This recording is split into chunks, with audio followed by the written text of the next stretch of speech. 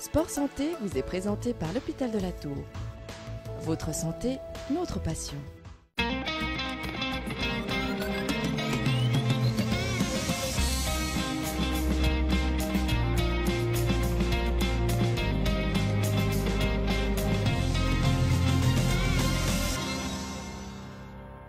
Bonjour à tous et bienvenue. Merci d'être avec nous dans ce Sport Santé, un Sport Santé où l'on va parler de pied. Entendez par là, on va parler de gainage du pied. On connaît bien le gainage du tronc, un tout petit peu moins bien ce gainage du pied. Alors est-ce que c'est relativement nouveau? Explication tout de suite de François Fourchet. C'est vrai que pour moi, c'est pas très nouveau parce que j'ai fait ma thèse de doctorat là-dessus, sur les préventions de la blessure au niveau du pied et de la cheville des jeunes athlètes. Mais c'est assez récent, je dirais, cet intérêt un peu général dans le monde des coureurs, dans le monde des médecins, dans le monde des physios, pour, on va dire, la semelle du pied, les muscles intrinsèques du pied, etc., en prévention ou même en traitement. Là, ça veut dire aussi attention au matériel pendant qu'on y est. Alors effectivement, il y a eu cette vague de la chaussure minimaliste, par exemple, il y a quelques années. Et puis alors maintenant, il ne faut surtout plus parler de chaussures minimalistes. Tout le monde en a mis et puis tout le monde les a enlevées. Comme d'habitude, la vérité est au milieu.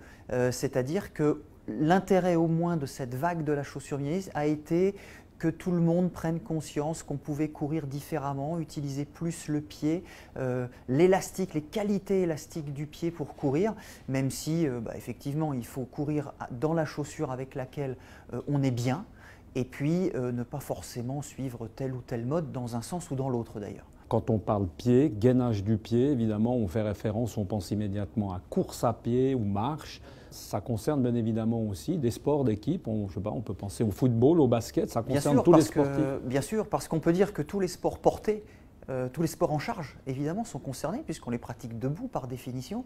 Alors c'est là où on peut faire le parallèle entre le gainage dont tout le monde a entendu parler, le gainage des abdominaux, le gainage du tronc.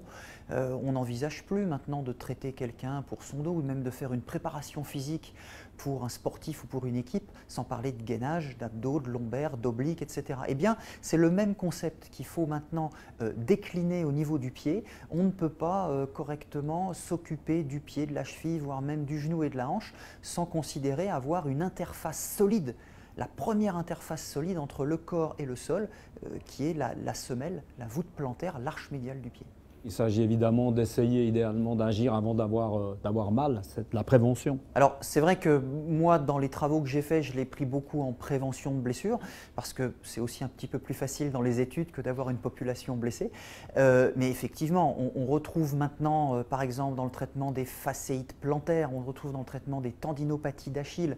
On a récemment publié avec des collègues américains un ouvrage sur les entorses de cheville où un chapitre entier que j'ai coécrit est consacré à ce renforcement des muscles intrinsèques du pied suite à des entorses de cheville, mais aussi en prévention des entorses de cheville. On a écrit justement avec ces mêmes collègues 2 articles récemment où on a essayé de différencier le travail volontaire actif, donc un exercice qu'on appellera l'exercice du short foot, où le pied se raccourcit, qu'on différencie des exercices non volontaire où on induit la contraction avec de l'électrostimulation.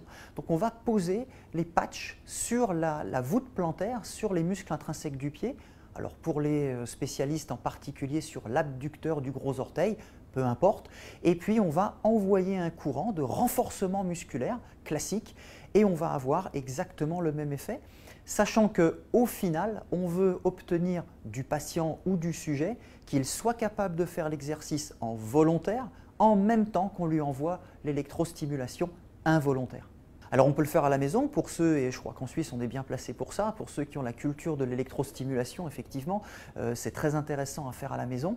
Et puis l'exercice, lui, du short foot ne demande absolument aucun matériel, il suffit d'être debout sur ses 2 pieds, puis en progression sur un seul pied, et puis de pratiquer cet exercice où on va voir l'arche médiale du pied qui va se soulever et les orteils qui vont, entre guillemets, se ramasser sur eux-mêmes sous l'effet de la contraction des muscles intrinsèques du pied. Pour ceux qui ne sont pas blessés et qui s'entraînent normalement, c'est vrai que la période pré-entraînement ou pré-compétition, de mise en route du muscle, d'échauffement, comme on fait ses gammes, comme on fait ses étirements.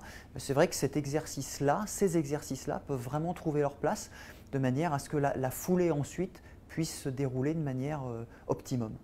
Allez, comme on le dit souvent, le sport en tout cas c'est le pied, c'est le moins qu'on puisse dire. Merci beaucoup de nous avoir suivis, merci également à François Fourchet. On se retrouve le mois prochain pour parler de sport. Portez-vous bien, à bientôt, ciao.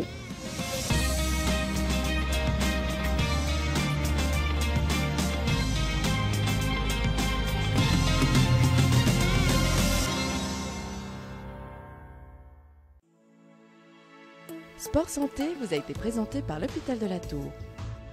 Votre santé, notre passion.